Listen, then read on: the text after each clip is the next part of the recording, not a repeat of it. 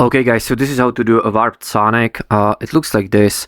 So basically you're gonna already have to know how to do charge, right? Which goes like this. And you're gonna do charge. However, once you do that, you have to kind of bend your fingers over like this, and then put it like this basically, right? So you're basically gonna be doing charge and a pass, right? Basically. You start like this, then you do charge, and then you basically bend over your fingers. You kind of pass your pen there, and then you erase the fingers, and you should be good. So it's actually one of my favorite tricks. I like this trick a lot, honestly. I think it's really cool. You can see it better like this.